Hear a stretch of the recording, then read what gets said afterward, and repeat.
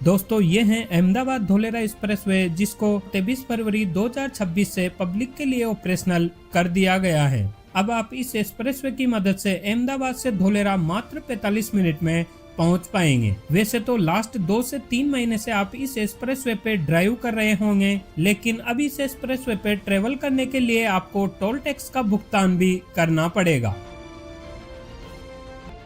खैर वीडियो में आगे बढ़ते हैं और देखते हैं कि अहमदाबाद से धोलेरा तक इस 109 किलोमीटर लंबे एक्सप्रेसवे पर कितने इंटरचेंज बनाए गए हैं और कहां-कहां से आप इस एक्सप्रेसवे पे एंट्री और एग्जिट ले पाएंगे।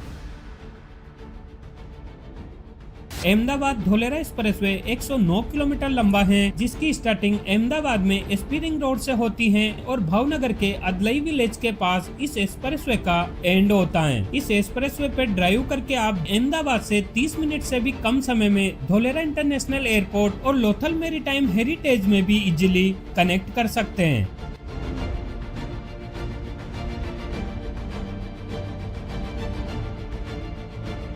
ये एक्सप्रेसवे स्पेशली धोलेरा एसआईआर के लिए बनाया गया है, जिससे कि धोलेरा स्मार्ट सिटी की कनेक्टिविटी और डेवलपमेंट फास्ट हो सके। धोलेरा स्मार्ट सिटी में अभी बेसिक इंफ्रास्ट्रक्चर 100% बनकर कंप्लीट हो चुका है, जहां पर इंडिया का पहला टाटा सेमीकंडक्टर प्लांट का निर्माण भी चालू है। वहीं स्कूल और हॉस्पिटल का निर्माण होते हुए भी दिखाई दिया है। जबकि धोलेरा एसआईआर में कई सारी कंट्रीज के द्वारा और कई सारी कंपनियों के द्वारा इन्वेस्टमेंट ऑलरेडी अनाउंसमेंट किए जा चुके हैं। फिर धोलेरा एक्सप्रेसवे की बात करें तो ये एसपी रिंग रोड है, जहां पर एक सर्किल का निर्माण किया गया है और यहीं से ही हम अहमदाबाद की साइड से एंट्री ले पाएंगे।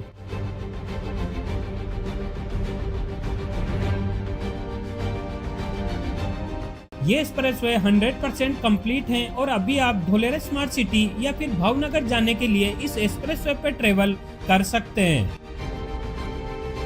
डीएफसी रेलवे लाइन को क्रॉस करता है, जहां पर काफी हाइटेड ब्रिज का निर्माण किया गया है। यहाँ पर WDFC रेलवे लाइन के लिए भी एक ब्रिज का निर्माण किया गया है। वहीं DFC रेलवे लाइन के ऊपर डबल डेकर मालगाड़ी चलेगी, जिससे कि इस एक्सप्रेसवे के ब्रिज का हाइट ज्यादा रखा है। करके हमने अनुभव किया है कि वाकई इस एक्सप्रेसवे को काफी स्मूथ बनाया गया है, जिससे कि ड्राइविंग एक्सपीरियंस काफी अच्छा मिल रहा है।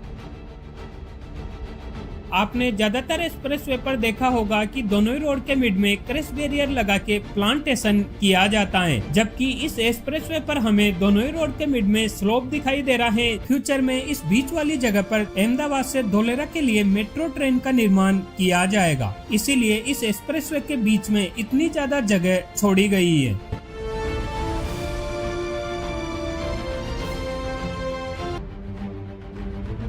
खैर सामने देखेंगे तो ये धोलका इंटरचेंज है, जो स्टेट हाईवे 16 पर बनाया गया है। इस इंटरचेंज का निर्माण कंप्लीट हो चुका है और अभी आप इस इंटरचेंज की मदद से इस एक्सप्रेसवे पे एंट्री और एग्जिट ले पाएंगे। तो सामने ये expressway Ahmedabad Bhavnagar railway line को क्रॉस करता है, जहां पर गेडनेश्वरी स्टेशन के ऊपर से इस एक्सप्रेसवे का निर्माण किया गया है। यहाँ पर भी आरओबी का निर्माण किया गया है और जब आप इस एक्सप्रेसवे पर ड्राइव करेंगे तो इन आरओबी के नीचे से निकलते हुए काफी अच्छा अनुभव मिलेगा, जो कि स्टेट हाईवे 8 पर बनाया गया है और इस इंटरचेंज का निर्माण भी कंप्लीट हो चुका है। इस इंटरचेंज से आप बागोदरा और फिर NH47 की मदद से राजकोट के लिए भी कनेक्ट हो पाएंगे, जबकि इस इंटरचेंज से वडोदरा के लिए भी इजीली कनेक्ट हो सकते हैं। वेजलका इंटरचेंज से ही एग्जिट लेकर हम दुनिया के सबसे बड़े मैरीटाइम हेरिटेज म्यूजियम यानी कि लोथल मैरीटाइम म्यूजियम तक पहुंच पाएंगे। लोथल में दुनिया का सबसे बड़ा समुद्री विरासत म्यूजियम बनाया जा रहा है। यह म्यूजियम जब बनकर कंप्लीट होगा तो यहाँ पर टूरिस्टों की संख्या काफी ज्यादा रहेगी और हम इंडियन मैरीटाइम को करीब से देख पाएंगे। अभी इस म्यूजियम पर काम चालू है, लेकिन जल्दी ये म्यूजियम बनकर कंप्लीट होगा।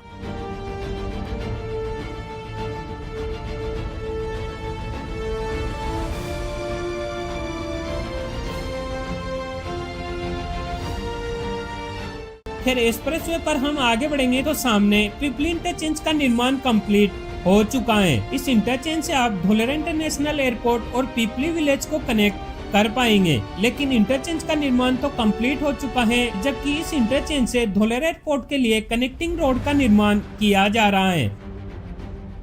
वहीं धोलेरा इंटरनेशनल एयरपोर्ट की बात करें तो इस एयरपोर्ट के भी फेज 1 का काम लगभग कंप्लीट होता हुआ दिखाई दे रहा है, जहां पर रनवे का काम भी कंप्लीट हो चुका है और टर्मिनल बिल्डिंग का लास्ट स्टेज में काम चालू है। 2026 में इस एयरपोर्ट के फेज 1 का ऑपरेशनल कर दिया जाएगा। खैर पीपली इंटरचेंज से हम आगे बढ़ेंगे तो आगे आम्बली इंटरचेंज आता है। ये इंटरचेंज भी 100% बनकर कंप्लीट है और अगर आप फेदरा की साइड से आते हैं तो भावनगर और धोलेरा जाने के लिए इस इंटरचेंज से एंट्री ले पाएंगे।